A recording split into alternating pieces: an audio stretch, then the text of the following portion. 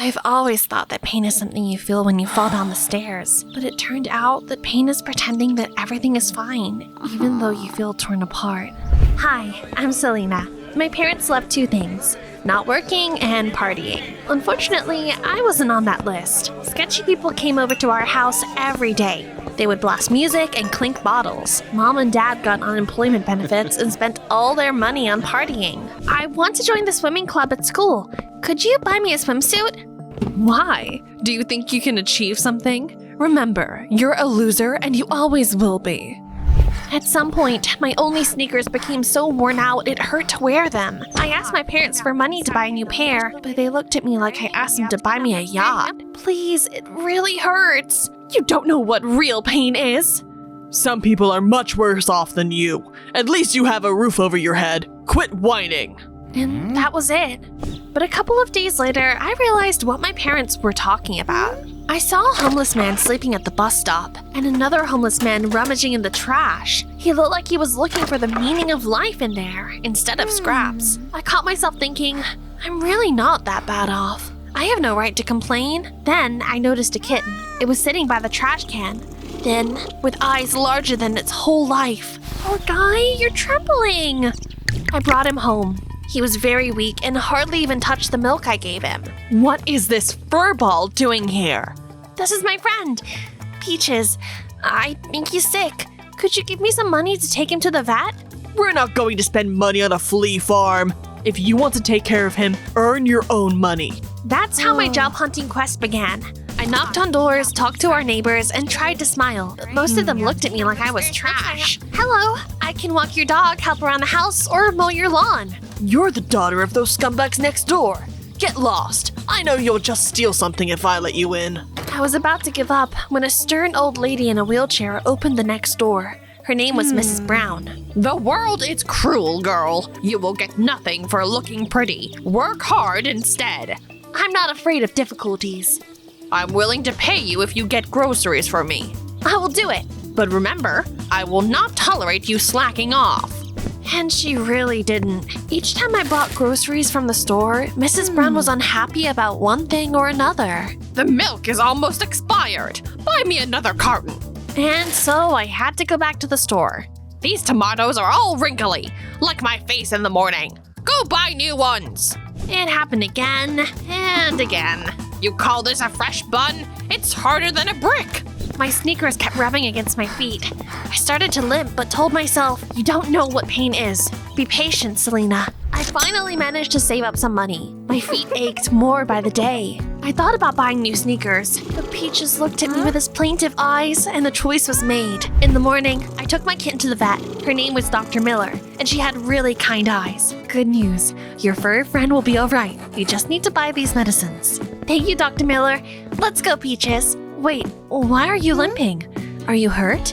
It's nothing. I'm fine. But the woman looked at my shoes and immediately realized what the issue was. Come back tomorrow at the same time. I have something for you. Her words puzzled me, but I came back the next day anyway. When Dr. Miller had a free moment, she called me into her office. Here is a carrier for your kitten, and this is for you.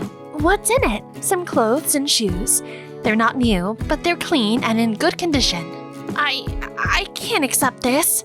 Of course you can. Don't worry about it. I couldn't remember the last time someone gave me something expecting nothing in return. Tears welled up in my eyes. Thank you. I couldn't wait to try on my new clothes, so I changed in the bathroom of the clinic before going home.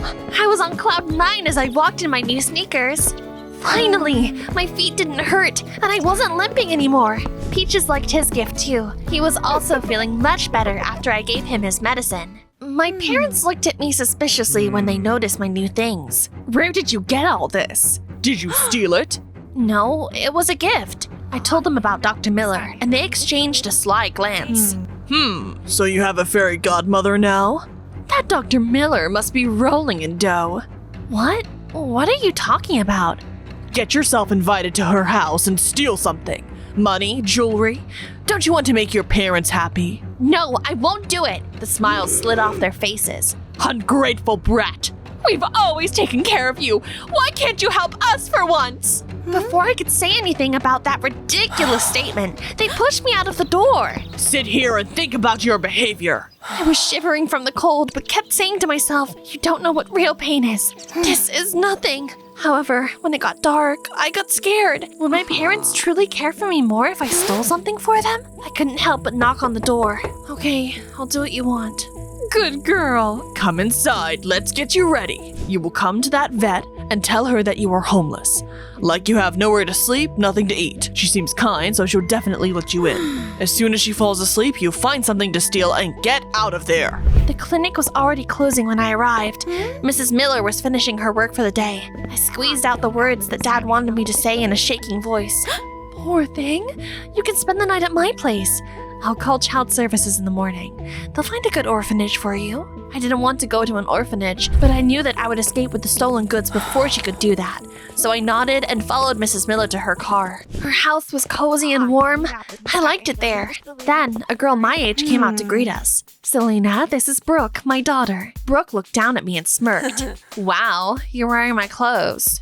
Your mother gave them to me. You like wearing other people's clothes, huh? They are comfortable. Brooke snorted. She was really pissing me off. Not because of her arrogance. It's just that Brooke had everything I could ever dream of, but she still seemed unhappy about something. Mrs. Miller made dinner for us. Peaches got a bowl of milk. You can stay in the guest room for tonight. You even have a guest room? Wow! Wow! Like it's something special. I went to the bathroom, and when I came back, I accidentally overheard Brooke and Mrs. Miller talking. Mom, are you serious? She's obviously here to steal something. I saw her looking around greedily. Honey, you're wrong. Selena is a very good girl. My ears turned red with shame. Brooke was actually right. Still, I couldn't stop now. If I came home empty-handed, my parents would be angry. And if I stayed, Mrs. Miller would call child services. After everyone fell asleep, I quietly left the guest room and looked through the drawers. But then, someone turned on the light. I told you, she's a thief. There was so much disappointment in Mrs. Miller's eyes that I couldn't bear it and ran away. However, it was so dark, I tripped on the porch and fell. Does it hurt? I wanted to say yes, but gritted my teeth and shook my head. No, it's nothing. Selena, why did you try to rob us? I know it isn't like you. I finally broke down. I burst into tears and told her the truth about my parents. Mrs. Miller hugged me tight. I understand. My parents weren't the best people either. I'm sorry for everything. I should go. No, you deserve better. You chose to help the kitten rather than buy new shoes for yourself. You endure so much pain because your parents invalidate your suffering. Stay with us until we find a solution. I looked at her and didn't know what to say. That's probably how you get a new start. Brooke wasn't happy that we were now living together. She looked at me like I was a cockroach that had taken up residence in her kitchen. She was constantly watching and suspecting me. 1, 2, 3. What are you doing? I'm counting the paintings. What if you steal one of them? Count the food in the fridge next. What if Peaches and I ate too much? That's a great idea. Thank you. I soon realized that I needed to pick up my school supplies from my house, but I was afraid to go there. In my imagination, my parents' house had turned into a cage with rabid animals. Selena, I'll come with you. As long as I'm around, you have nothing to fear. I almost shed a tear again. No one in the world had ever treated me so kindly. Mom and Dad were in a bad mood, as usual. They weren't worried about me. They were worried because I hadn't brought them anything. We thought you were caught stealing and sent to juvie. If you're free, why didn't you bring us anything valuable? Ungrateful brat. I was speechless with fear, but Mrs. Miller stepped in front of me. Don't you dare talk to a child like that. You should be in prison. Who are you? I'm the one who's going to take care of Selena from now on. Oh, thank you for relieving us of this burden. A burden? That's who I had always been to them. I grabbed my things and left my parents' house without looking back. Mrs. Miller tried to figure out how to help me. I kept living with her, secretly dreaming that one day she would adopt me for real. I wanted to be useful, so I came to the clinic and helped there. I loved watching Mrs. Miller work. I realized that I wanted to become a veterinarian too. I also tried not to be a burden at home. I cooked, cleaned, and only took cold showers, afraid of the water bill going up because of me. When Mrs. Miller found out about it, she gently scolded me. Selena, sweetie, that is crazy. Your health is more important than water bills? Thanks, Mom. Sorry, I didn't mean to. I think Brooke heard me and hated me even more after that. Then my kitten went missing. Peaches!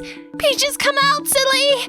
Some guests outstay their welcome. Did you do something to him? I just put him back where he belongs. Brooke didn't say anything specific, but when I saw her smirk, I realized that she had kicked Peaches out onto the street. I spent days looking for him, shouting and checking every possible spot. I came home every evening with a hoarse voice and dirty knees, but I didn't give up. One day, when I was looking for Peaches, I saw Brooke by the school. Her classmates were standing next to her and making dumb jokes. Your daddy probably ran away because you annoyed him. Leave her alone! Only idiots laugh at someone else's misfortune. Who are you? Someone you shouldn't mess with. Leave Brooke alone. After they left, Brooke looked at me with huge eyes. You protected me after everything I did to you? Why? Because it was the right thing to do. We sat down right on the curb and stayed silent for a long time. Then Brooke exhaled loudly. I don't have any friends. My classmates don't like me. 6 months ago, Dad left us. I was mad at everyone, including you. I was afraid you'd take my mom away from me. Brooke, I'm sorry if I made you feel like a stranger in your own home. No, I am sorry. If I want to be treated well, I should become kinder myself. Then she admitted that she hadn't thrown Peaches out. She had hidden him in an abandoned house nearby. We ran there and found him, scared but alive. Brooke and I didn't suddenly become best friends, but it was a start. Everything went well for a while. We lived as a real family. I started to believe that it would always be like that. That was my mistake. Mrs. Miller had a day off. I was volunteering at the veterinary clinic and stayed there until it was late. Mrs. Miller didn't want me to walk home alone. Wait for me there. I'll pick you up in half an hour. But she never came because on the way to the clinic, she got into a terrible accident and died. Several days passed since the funeral. I'd run out of tears and felt empty inside. Brooke kept crying like her heart was being ripped out. I tried to be there for her and support her, but Brooke's gaze turned icy. It's because of you. If it hadn't been for you, Mom wouldn't have gotten in that car. I didn't argue. I only looked down and nodded. It probably was my fault. Soon Brooke's father came to pick her up. I wanted to say a proper goodbye to her. I'm truly sorry. I will never forgive you. You ruined our lives the day you came into our house. Those words hurt me more than any blisters. I had nowhere to go, so Peaches and I stayed outside. We spent the night wherever we had to. I dropped out of school, but I did not forget to take care of my kitten, because he was just like me, abandoned and unwanted by anyone. I almost stole a chocolate bar once.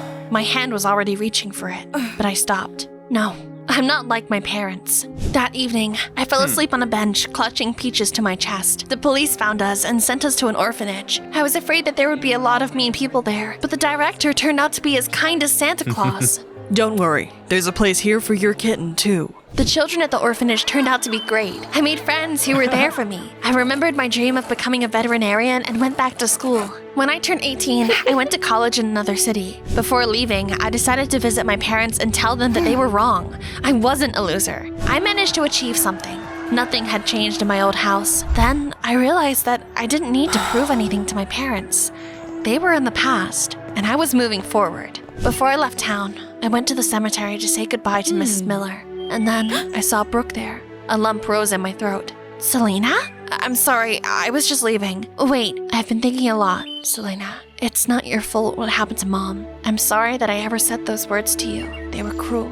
We sat down on a bench and talked for a long time.